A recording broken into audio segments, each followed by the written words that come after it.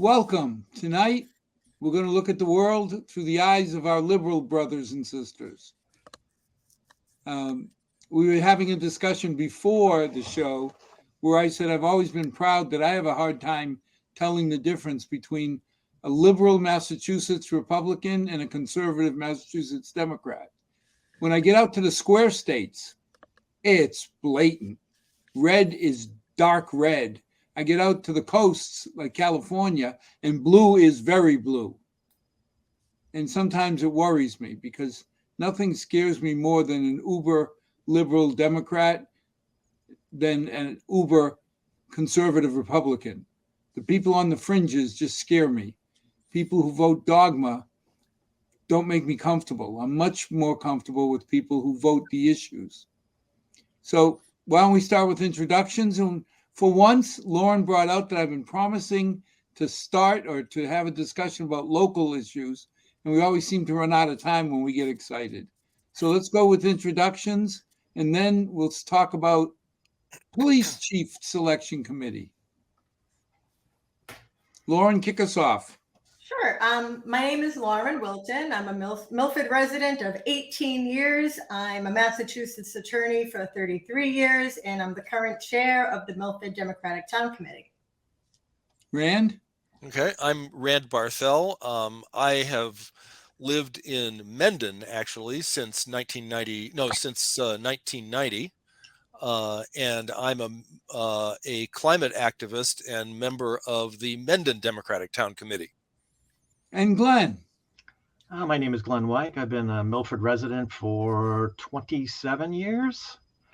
I've been a small d Democratic activist in town for some time, mostly working on state level issues. And I'm currently the treasurer for the Milford Democratic Town Committee. Now, did you say you're a small d? Small d Democratic activist, meaning I work on issues in the state. I was going to say, what's a big D? Is that Lauren? That's where you work specifically with the party. And I've done that as well, working on campaigns. But the differentiation is just that, like Rand, he's working on environmental issues. That would be a small d Democratic issue. Oh, okay. Right. Especially since I use small d Democratic methods to work on those issues. I was going to say, the three of you are the most Democratic people I know. That would rate a big D. Because we're not lunatics, Al? Because if you're looking for Republicans that focus on issues, you're about 30 years too late. So, but we'll get into it. Well, I got to admit, when I came to Massachusetts, I was a registered Republican, but that was 35 years ago. Now, let's start with what's happening around the country and in Milford about police. I've always brought up that I feel very proud that our town has had 2 demonstrations regarding our police force, both of them very positive. And I remember the first one, it was raining and people still came out to say thank you. That makes me feel good, but that's not universal across the country. Ugh. Well, okay. So one of those demonstrations involved a now ex-police chief, police officer being there and causing a ruckus. And, this is being intoxicated and causing a ruckus. So I'm not going to name names. All I'm saying is there is a culture that needs to be addressed nationwide with respect to the police, because we keep seeing episodes of violence predominantly against Black men, but also Black women and other people of color. Anybody who's not a white male basically has cause to have concern. And we can't sit there and say, oh, it happens in other places, because it's happening everywhere. And that is why I think it's timely, because Al, you were talking earlier about the fact that, we are looking for a new police chief. And I think it's so important that we do it right. Yeah, and it's strange because I think I'm blind to a lot of the things, and I'll admit it. My inherited son, Chris, 6'9" African American man now. We went down to Craft Roots one night, and Tom O'Laughlin and his wife was there, and we sat down. We were there for an hour or two, just doing nothing, talking. When he left, Chris said, "This is amazing." And I said, "What?" He goes, "Who we just sat with?" I said, "My neighbor, Tom." He goes, "No, you said he was the police chief." I said, "Yeah." He goes, "Al, you don't understand where he came from in Southern Virginia." He says, "There's no way that a police chief would just sit with a black man and just have a 2-hour conversation about nothing." Well, and a black man would not sit with a police chief to do that either, because there is a deep and unfortunately historically well-founded distrust of the police. And so that's something that all of us as white folks don't have a direct way of experiencing what that's really about. And that kind of concerns me. In Mendon, I don't know what's going on in Milford. I haven't driven through recently for a while, but in Mendon, there are still huge numbers of these defend the police signs, which is fine. Mendon is a little town and has a small police department. But it occurred to me when these signs went up, I wonder, and back when the whole defund the police slogan came out, which, by the way, I think is extremely, from the point of view of politics, is an extremely unfortunate slogan. But it occurred to me that I wonder if even 1% of the white folks who are putting these signs up have any concept of what would cause someone to believe that their community would be better off without the police in their community. Because Rand, that's again, a reality in a lot of places. Some of the things that we run into, Chris's car had to be taken over to Ray's for a couple of days. So I told him, drive Emily's car. And he said, "I really appreciate it, but make sure you have bail money ready." And I said, "What?" He goes, DWB. Driving while black. Well, see, you know this. I looked at him and said, LMNOP to you. What the heck is DWB? He says, "Al, I'm going to be in a little Lexus with the license plate Emily and a little bow hanging off the rearview mirror. I'm just asking to be pulled over." And it just seemed foreign to me because here's a well-educated, super nice guy. And I'm like, "Why would they pull you over?" And he said, DWB. And I really had never heard that. I'm not saying it's not there. He explained to me, and he had no reason to embellish it or anything, that it's a real thing. And that's and there you have the gulf between the races in this country. Yeah, the fortunate thing, well, the unfortunate thing about all of this is that we wouldn't know unless we had all the cell phone footage that people have taken of this abuse happening. I mean, the first one that happened that I can remember was the Rodney King thing, where the LA police officers beat him terribly back in '94, and they kicked off a bunch of riots in LA. But prior to that, I think a lot of white people were very ignorant of how the relationship was between the police and other communities, and that really shined a spotlight on it. And a lot of municipal police, they have a very complicated relationship with their marginalized communities. I mean, they have for a long time. Boston has a long history, unfortunately, but you can say the same about LA and just about any other big city. There have always been incidents that have happened. And so there's always been a lot of tension there, but we've been lucky enough not to see it ourselves. And now we do see it. So the question is what we can do about it. have there been incidents of this kind in Milford? Not that I know of, but again, Lauren, you brought up we had bad behavior during. Here we are. I can't remember, was it the first one or the second rally about the police? But here we are supporting what the Milford police do, and you have a policeman misbehaving. There's also, Glenn and I spoke to Tom O'Laughlin about this when he was the police chief. There was a Facebook page called Milford Cops or something. It was so tone deaf, and there were so many ignorant posts that were so contrary to what you would want for a community that's as diverse as Milford. And we spoke to Tom about it. Milford did not have a social media policy at the time. I don't think it does now, actually. I'm not sure. But so the only reason that page got taken down is because we ended up with a temporary police chief, Paghetti, and he took it down immediately, but then he did something else. Oh. Milford kind of has a storied history, and it goes back actually decades. So but there's a difference between one person getting along with another person in a bar and the institutional problem. Because when you look at this most recent event, this was it 5 or 6 black cops on a black kid who was just trying to get home from taking photographs or something. And so then everybody on Fox is like, oh, it's not a race thing because black on black crime.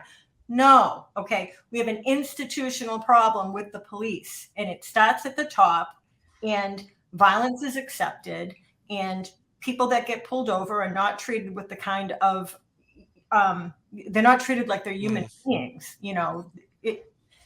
It's a huge problem, and we keep funding these institutions with more guns. Some police departments have tanks. They should not have weapons of war to keep our streets safe. That's crazy. But Lauren, what do you say when people say the drug dealers on the streets have AK-47s? What are you going to fight them with? We're going to have war on the streets. Is that the solution? Because no, I don't know the solution. I mean, I saw that gets in. Look at the police. All right. Guns to me is just bad in general. But we've got if you want people to trust the police, you have to get rid of the fear of police, and you have to have protocols, and more weapons is not going to help the situation. Maybe more and more training would help the situation. I think most of the crime that goes on in Milford are not drug dealers with AK-47s. Most of the crime that goes on in Milford could probably be dealt with just sitting down and talking with somebody. And so I think that we're focusing too much on the violence and not enough on the mental health issues. And I'm not saying that, I think you're right. I don't know if it was Randa Ewell who said, it's a political thing, defund versus defend the police. It's polar opposite concepts. The truth is somewhere in between. But, the politicization, the problem is it's white privilege. And then it gets into, it's not race, it's class. I didn't grow up privileged because I grew up, on the streets of, whatever. Okay, well, if you're white and you have a situation that requires help, you're not going to hesitate to call the police. But if you're black, you most certainly will.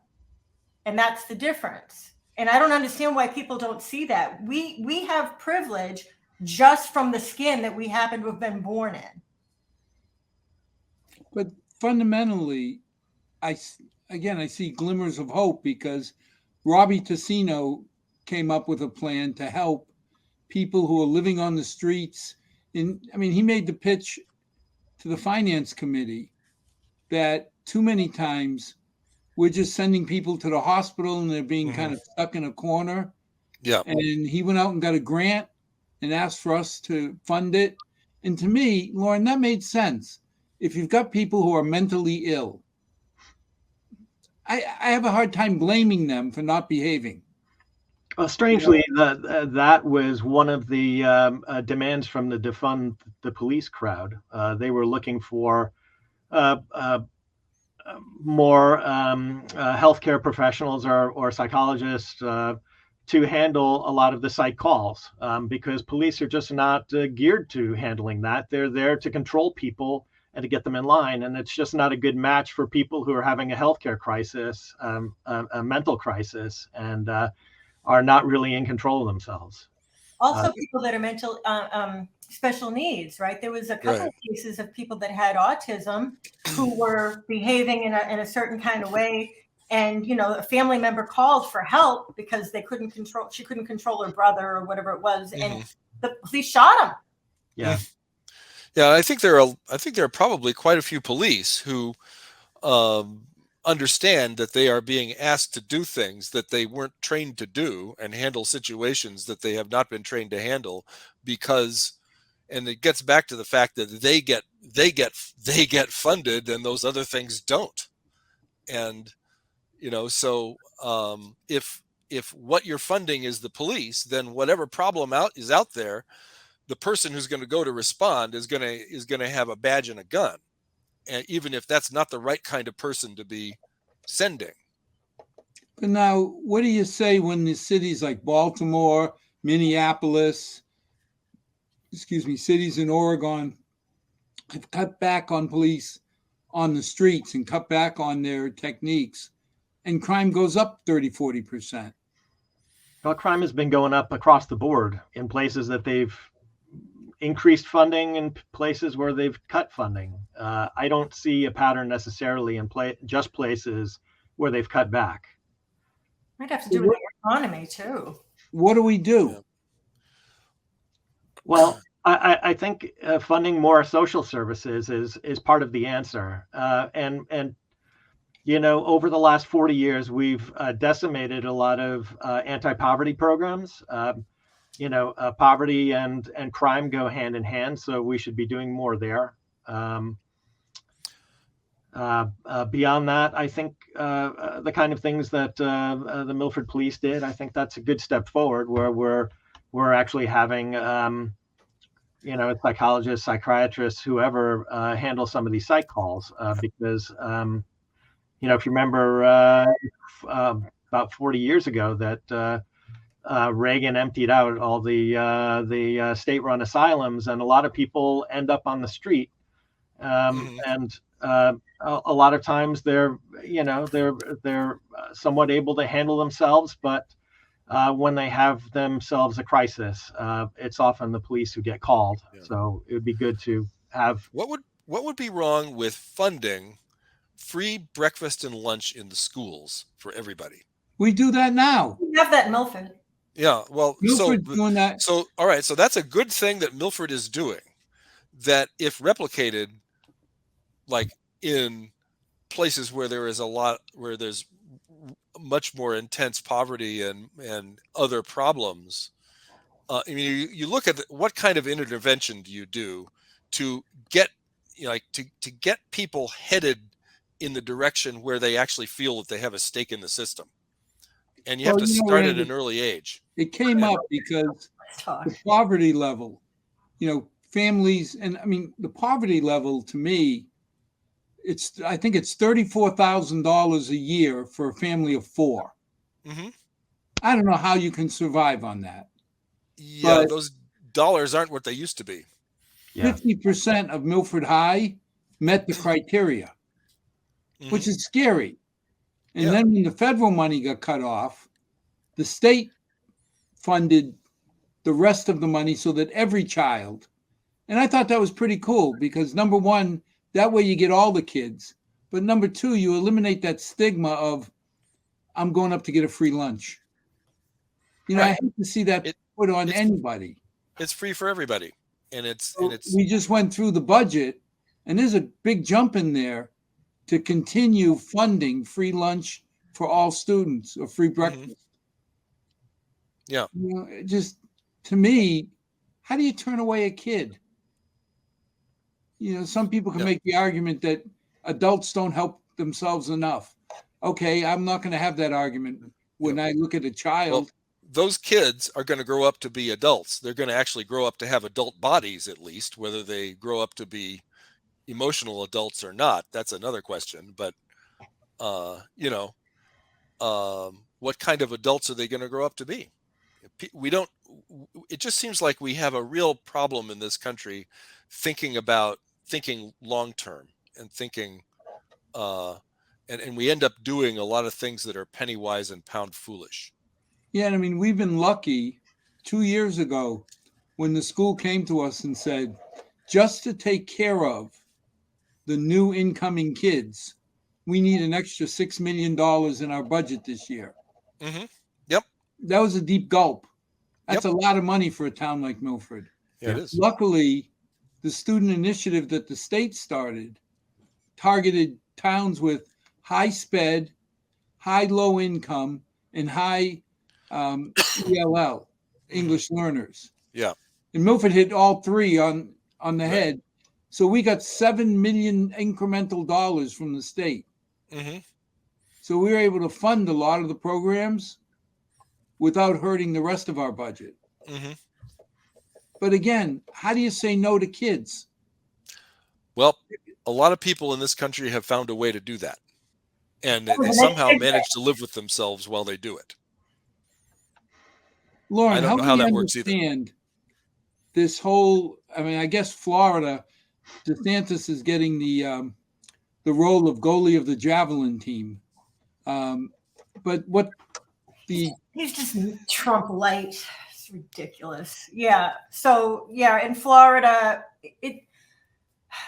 the reason that we can't fix problems in this country is because people are too busy with optics and politics and silliness instead of focusing on the issues. What do you want for your kids? You want your kids to be well-rounded and educated. You want them to understand the history of the country and not, and to be fair, all of us grew up in a way that wasn't 100% accurate because the textbooks that we were raised on were not, the textbooks that was Vietnam in there? Nope. Korea? Nope. Stopped at World War II. Actually, might have even stopped at World War I. I grew up in Saugus. So, wait a minute. When Vietnam was happening, I was in school. Okay. So you don't hadn't written those books yet. But my point is, the textbooks that all of us grew up on had a certain degree of whitewashing. Okay, and so there was a movement to try to correct that, and now there's the inevitable backlash because the people that don't want, you can't just be like America, yay, and just be completely blind to every mistake that we ever made. And we've made a lot and we continue to make them.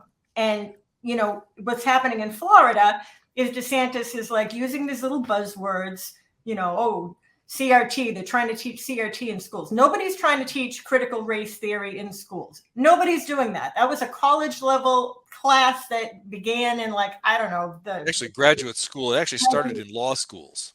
Yeah. Okay, Lauren, sorry to interrupt, but what is CRT? Because I've heard the right saying that, well, it teaches kids about sex ed when they're 7 years old. And, it's like you hear so many stories. No, You wonder what's real. What Rand said, it did start in law school. It's a graduate level concept, which is just basically you're thinking about race in a critical way. You're looking at it.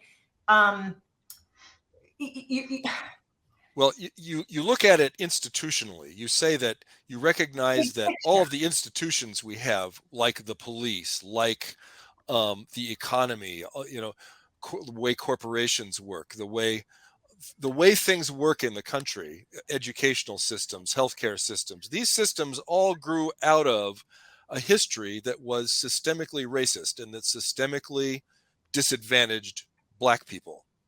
It's factually true. And it is demonstrably true that this happened.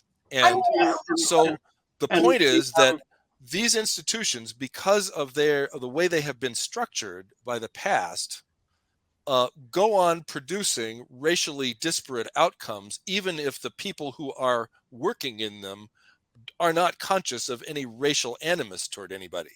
And even if the laws don't say discriminate against Black people end up being discriminated against because the institutions themselves are problematic. So in the case of the police, there is a sort of an unwritten understanding that certain neighborhoods need to be policed a lot, and that, that's where resources should be put, and that people in those neighborhoods should be treated a certain way, and that people who look like the four of us live in other neighborhoods and need to be treated much more deferentially. And it's on and on like that. Everything from redlining to discrimination in loans to the all of the various ways in which the access to the wealth escalators that the middle class uses in this country to build wealth have been made far less accessible to Black and brown people.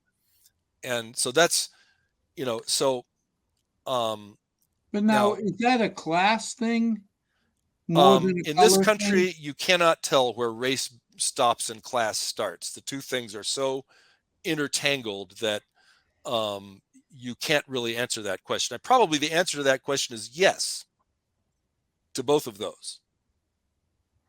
Because I could see, okay, I met Chris. We was at Holy Cross, student with my daughter. We became very good friends. He's part of the family.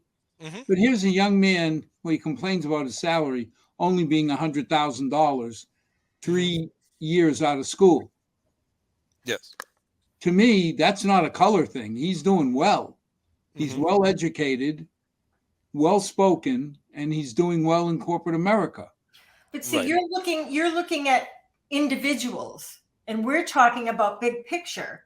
You know what I'm saying? And like you were talking about, Chris was talking about driving Lexi's car, right? No matter how educated he is, look at Obama, for God's sakes. He was the president of the United States, but they still kept, falsely accusing him of being born in Kenya. And of being a Muslim. I mean, there's just, we all have a responsibility, number one, to educate ourselves on the actual institutional problems going on in this country from the top down. And getting back to the police, look at the numbers of people who were part of the January 6th insurrection, who attacked the Capitol and actually fought against the Capitol Police, and people died and were seriously injured. It's disturbing to me how many of those people were either military, former military, or police or former police. What does that say? And that whole thing that Trump did in terms of getting people all riled up to go over there and claiming that the election was stolen, all of that stuff. There was a lot of people there, large groups of people, the Proud Boys, and what was that other group? The 10, I forget the name of the other one, but they're racist. So. Yeah. But when you get groups like those, the Proud Dogs or whatever they're called, Proud Boys, yeah. I mean, every 8 years, the Proud Dogs or some disciples of them come through Milford, and they put their fecal matter. I found a newspaper called The Crusader in my mailbox, and everybody in the neighborhood. And all we do, a lot of us, is pray that nobody. It's like my mother used to say, don't feed a stray cat. You'll never get rid of it. Yeah. They come through Milford. We tend to ignore them, and they move on.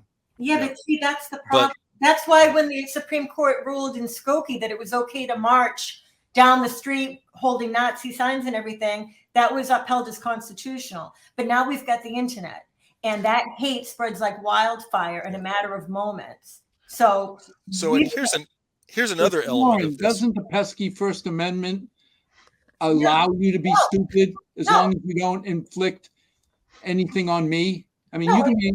Yeah, but Al, so there's a concept called the paradox of tolerance.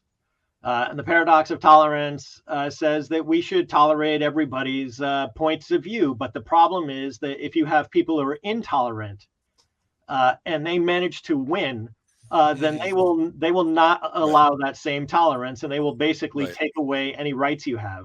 Look at Elon Musk. Right? so He buys Twitter, and then he shut off all of the journalists' accounts. So the bottom line is that we should continue to be intolerant to the intolerant. That's the bottom line. Yeah, We but how should do you not draw that tolerate- line, Glenn? It's not easy. What's that? How do you draw the line? Because what you think is good, I may think is bad. I should have the right to think it's bad as long as I Sure. don't inflict any damage on your right to think it's good. But some Right, and people that's are where the line is. intentionally- Some people are intentionally harmful, though.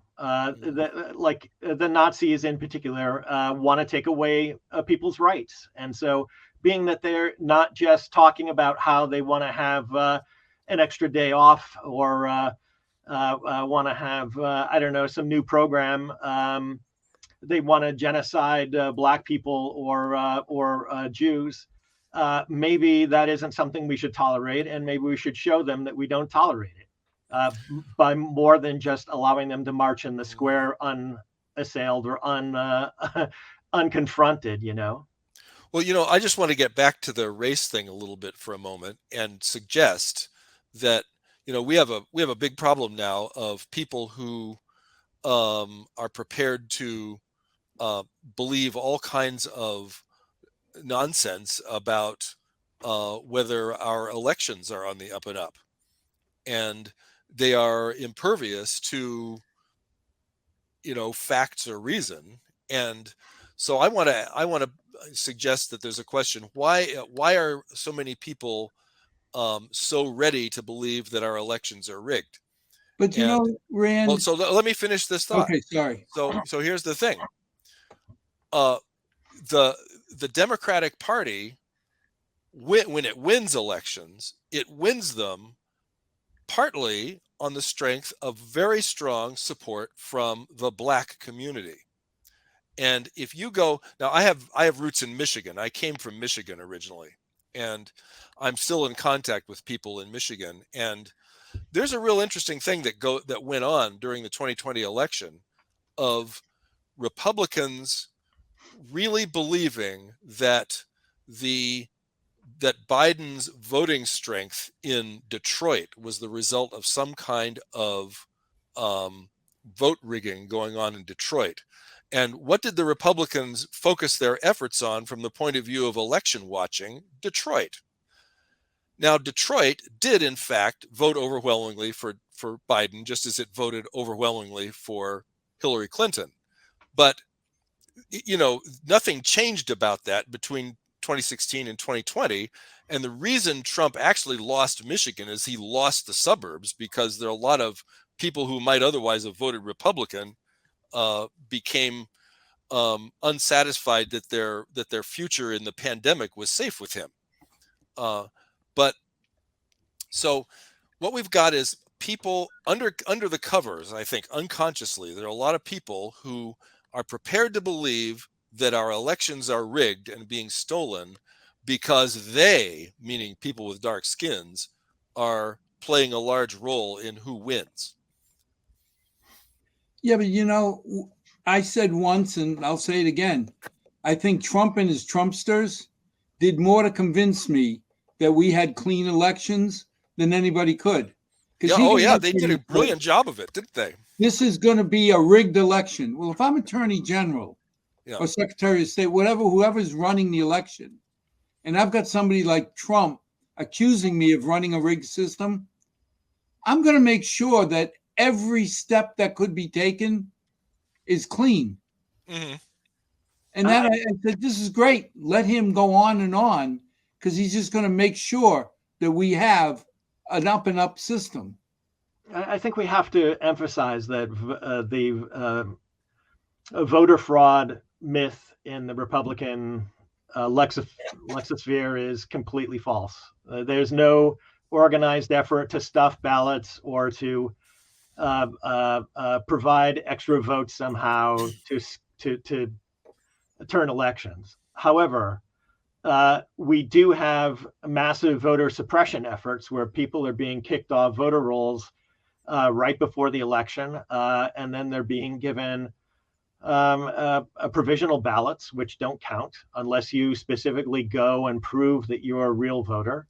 And a lot of those people think they voted and they have not. And that happens a lot. It happens in Florida. It happens in Georgia. It happens a lot of places.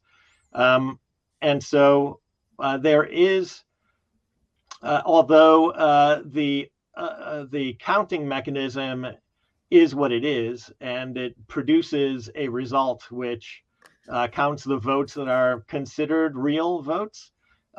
There is an awful lot of voter suppression that happens that is very real, that is subject to a lot of lawsuits, especially in places like Georgia, where the governor there was simultaneously the Secretary of State and running for a governor, and used his office to suppress the vote in African American communities, and did so again in his reelection. So I think we have to acknowledge that although we stand by the results of these elections, they are quite imperfect, and the best way to make sure that we have valid elections is to make sure everybody votes, and that unfortunately is getting more complicated state by state. But Glenn, look at the effectiveness. Laws are passed. When we had 2 Senate seats up for grabs in Georgia, and Trump and all his resources and everything was this and that, at the end of the day, they both went blue. They did. And I have no data, but I think a lot of it was Trump. Well, Trump actually, the rhetoric about election fraud and you can't trust elections and elections are phony and so on, that may actually have discouraged some of his voters from going to the polls. I think so. And so it may have backfired. And I think it energized a lot of the people who wanted to prove him wrong. Mm-hmm. I think there's a lot of, especially in the Atlanta area, a lot of on the ground activists who've worked very hard to register voters and get them out to vote. And that's a relatively new thing, like the last 8 years or so. The bottom line is if people vote, Democrats win, because what Democrats want helps the average person. What Republicans want help 1% of the population. That's just factually true. Then how do they get 49% of the votes? Because of that pesky First Amendment. Apparently people can lie with impunity, even if they're government officials, and everybody's just cool with that. Well, I mean, they certainly play on the various animosities and divisions, racial. They certainly play on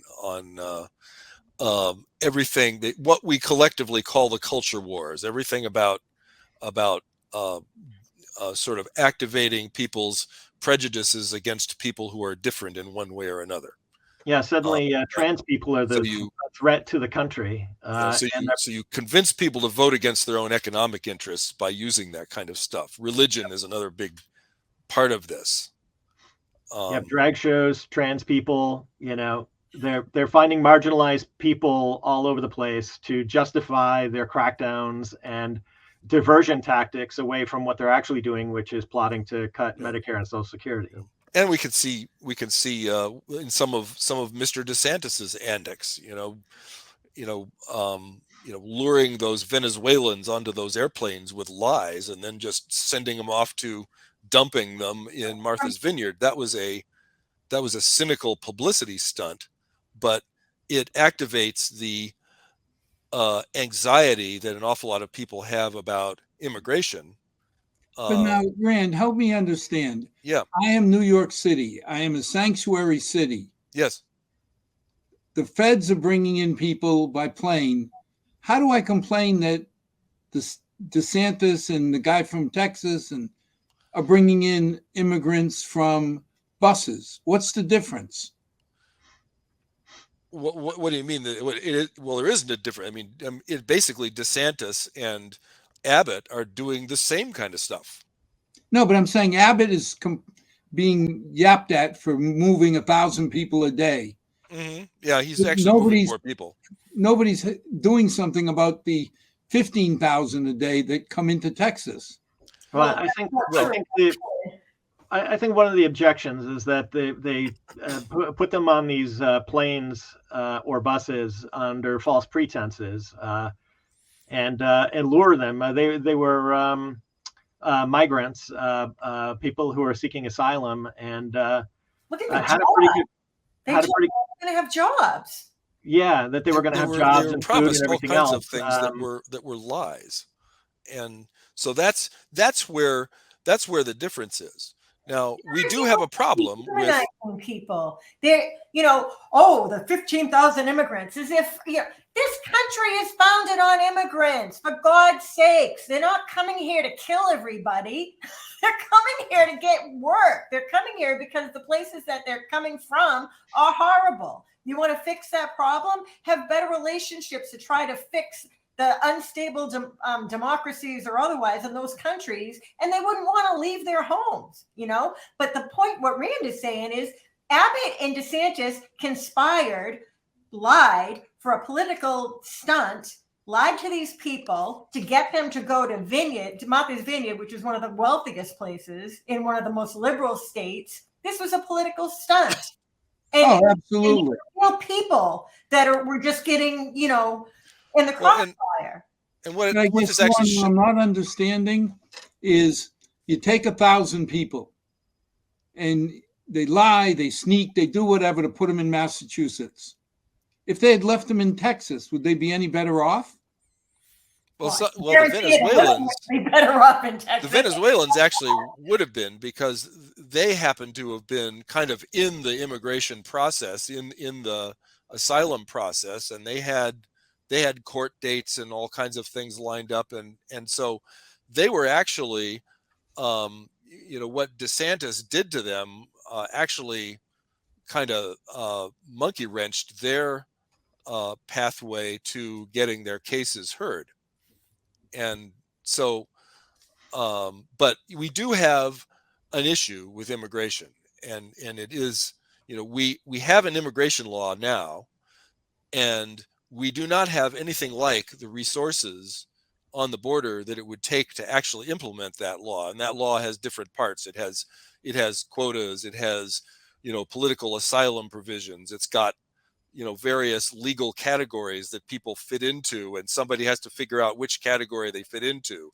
And it would, the way I understand it, would take a lot more budget and a lot more immigration judges and a lot more immigration attorneys and officials of various kinds to actually implement the law we have than what we have.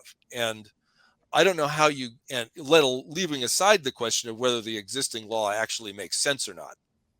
Well, Rand, I've been criticized a lot for saying, I don't care how these kids got to Milford. Mm-hmm. Once they're here, they're ours. Right. And we got to educate them. We got to take care of them. Because you sit there and say, wait a minute, what are you going to do?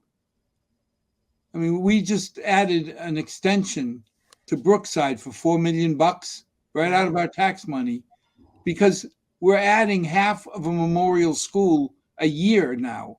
Right. For 40 years, we added one kid per class. Because I remember in 1974, I graduated Milford High, there were 222 kids. Mm-hmm. 5 years ago, there were 262 graduating Milford High. So 40 years went by, we added 40-some kids. Mm-hmm. Now we're adding 200 a year. Mm-hmm. Right. So it's not an academic exercise. No, it isn't. It's actual, human needs and issues and problems that somebody has to deal with.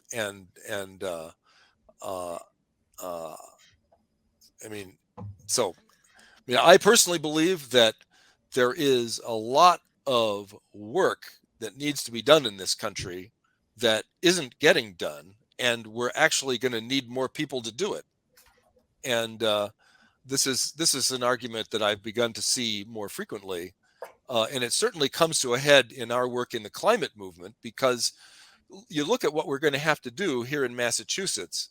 We're going to have to decarbonize our economy. We're going to have to change how hundreds of thousands of buildings get heated. And we're going to have to build all kinds of stuff and renovate all kinds of stuff. Well, and there's a question about where the money is going to come to do this, but there's also a really serious question of where are we going to get all the people to do it? This is what cracks me up, because we don't want to do those jobs. Yeah. But we want to keep people in that want those jobs. Yeah. So, the way I think of it, somebody who walks 1,000 miles in flip flops to get here, I actually want them playing on Team USA. Yeah. And I also like them to be able to go to the vote. There's a lot of people, I'm one of them, who feel sorry and empathy and want to help immigrants who come to this country put their head down and work, which is the vast majority. Now, part of me has no sympathy, none whatsoever, that if you come into the country and break our laws, I don't care, you get deported. It's like I invite you into my house, you break my furniture, I should have the right to ask you to leave. So you do have to in that case have a legal way for the person to come and knock on your door, though. Well, that's what I'm saying. Yeah. My grandfather came to Milford 1939. He had $32.80 in his pocket, and he worked like an animal, because his sole goal was to make as much money as he could, send it back to Portugal to take care of his 3 daughters and his wife. Right. People like that, like you say, I want them playing on our team. Now, somebody who comes in and breaks into houses, no. The problem is that's like half of 0.1%. So we already have laws against breaking into people's houses, and we should enforce them.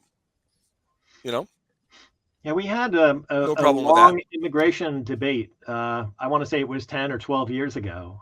And there was actually a material agreement in the Senate as to what would happen with the bill. And then Marco Rubio, who is one of the chief architects of the bill, ran away from it because it became election time, and his voters didn't like that he was doing immigration reform, and the whole thing fell apart, and we haven't had a discussion on immigration reform since. And where does this really come down to? White privilege. None of this would be going on if these people had white skin. If these people had white skin and blue eyes, none of this. And Trump said so himself. Yeah, I was just going to say that. He wanted less people from those, S-hole countries. He wanted, Norway instead, places, Right. Yeah, we talked about, I think we've talked about the great replacement theory before, but that is something that's widely believed in the Republican caucus. It's basically the idea that white people are being replaced by immigrants in this country, and that it's an organized plot to undermine white power in the country.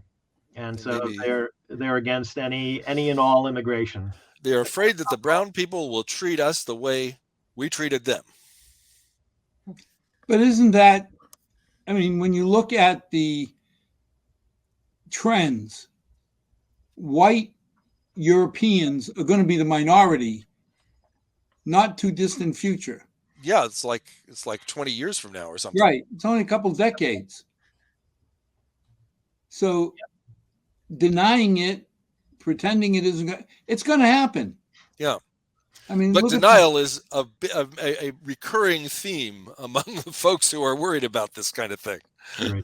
Like denial that we have a race problem in the country, and the preference to believe that this is something we used to have, that Martin Luther King and Rosa Parks fixed for us back in the 60s. Yeah, that's a good point, because we do not live in a post, racist society, or a post-sexist society for that matter. Yeah. We just don't. But if you're white and you're male and you're older, you're not going to see it as clearly because it doesn't affect you. Yeah, but Lauren, I have daughters. If I bought into everything you said, and I had all the benefits and all, the minute I look at my daughters and they're going out to make their living, it affects me if people are against women. And I don't get it, because even if you don't have daughters, you have a wife. Well, you never got married, so you don't have a wife. You had a mother.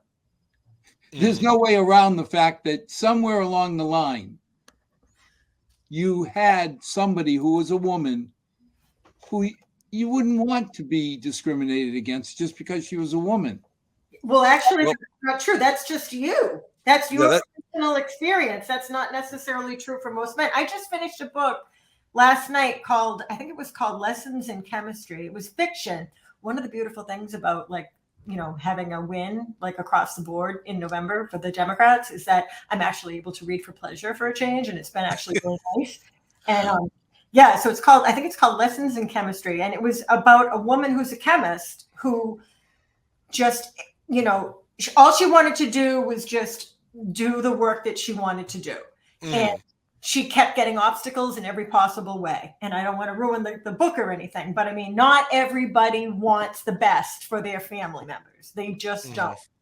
And there are a lot of misogynists that have very complicated relationships with their mother. I'll just put it Well, that. and there's a long history of brilliant female scientists being passed over for Nobel Prizes and other things that they absolutely earned, and going way back to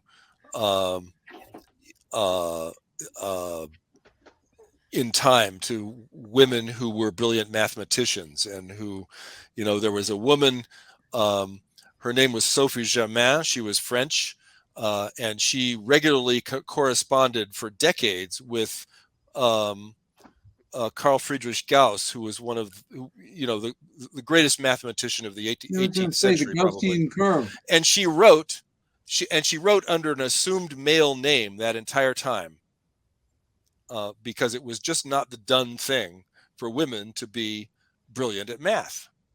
But see, it strikes me that I would ignore.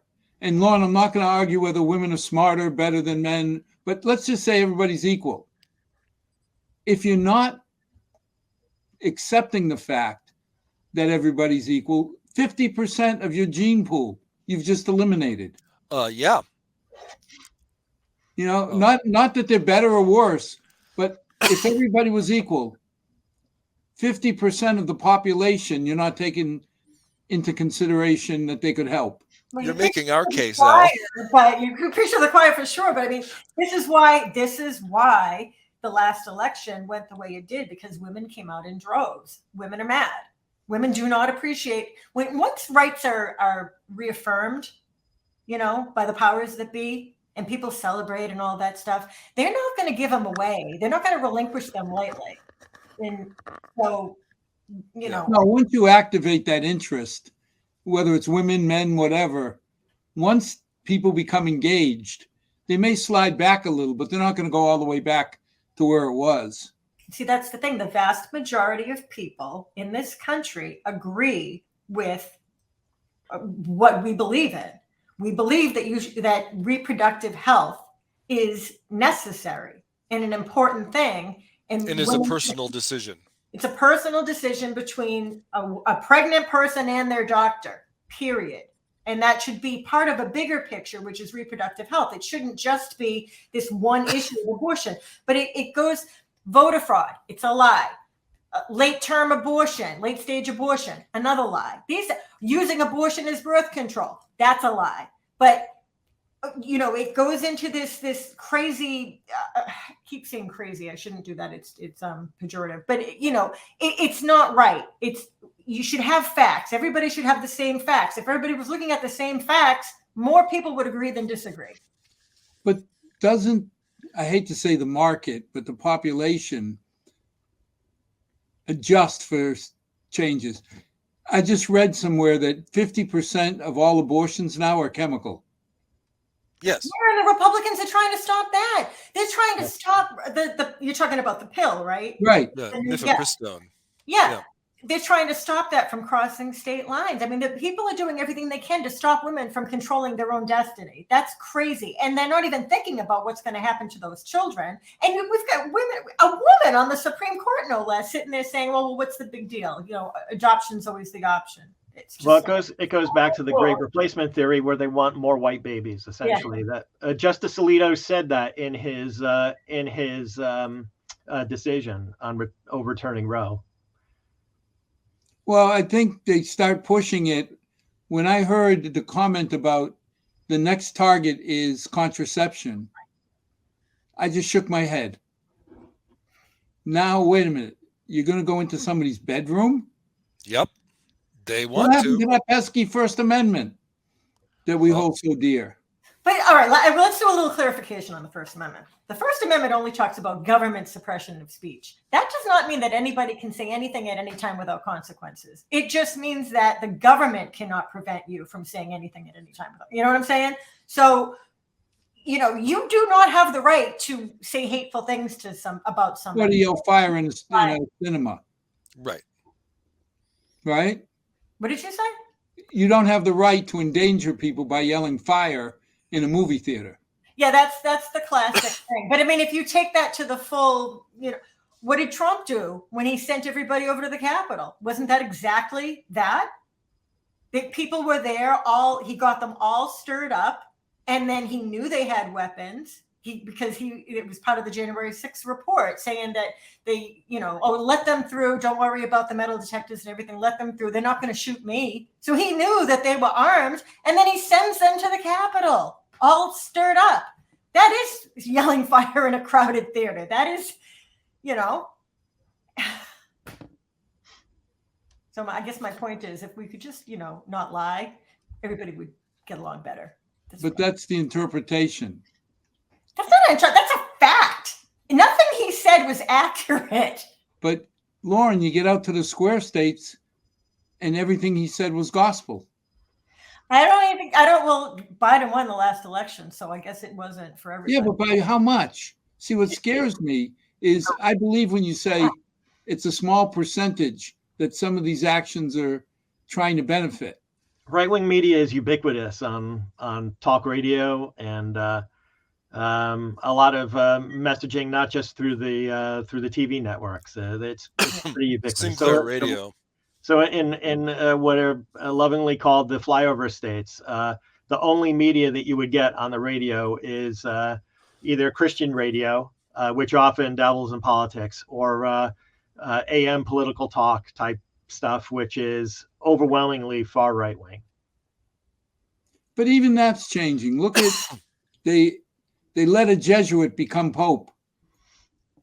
And what did he just say recently? He didn't support these laws of criminalizing homosexuality. Yeah, but he still said it was a sin. He's got his work cut out for him. The fact that he went that far amazed me. Yeah. This Pope may save Catholics from themselves. And I'm one of them. He's a Jesuit, and Jesuits tend to be more teachers and further left wing because of that. So he's like a unicorn in the church as far as his general stances. The other denominations in the church definitely do not agree with him, and I think because a lot of their closed-mindedness. They've cost themselves a lot of followers over the years. And I know that's why I say he could be saving people like me, Catholics, from themselves, because I have nothing against what he's saying. Mm-hmm. I have to admit, I've at least had a passing thought about possibly going back to the church, but a lot of the other rhetoric and a lot of the other factions within the church will continue to keep me away until there's a full accounting of what happened over the last 70, 80 years in the church. Glenn, look at the fact that you're even thinking about it. Yeah, I mean, Pope Frank is okay. I'd like to see more in that direction. As popes go, he's all right, but you won't be seeing me going back to church anytime soon. As somebody who worked in the insurance industry for many years and saw, sexual molestation claims across my desk, I must be the only as well. I must be the only non-born Catholic in this group. Well, we asked the question that we would start with local, and here we are at the end of the show. Right. And so is that a hat or a cat? It's a cat. All I see is fur.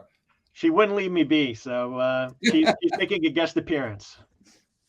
Well, guys, thanks, and we'll get back together and continue this. Oh, there she is. Oh. Aha. Oh, yes. Molly. And just for completeness, we have here Oh. Luna the poodle, There you go. There you go. Well, who does not like closed doors. I have my not dog, my Max. He's not a real dog. He's only about this big. I wanted a dog. I got this quarter pounder, no cheese. 8 Oh. or 9 pounds of the most cuddly little thing you could ever want. Yeah. But as always, thanks, guys. We'll see you in a short period of time because we only got through one subject tonight. Yeah. Yeah, it's been like 8 months since we last talked. Too. Yeah. You know, And as always, to our 6 loyal viewers, may God bless. May tomorrow be a better night than tonight. Thanks for joining. Good night. and I all. hope you don't find any classified documents in your closet. We can take that up at the next one.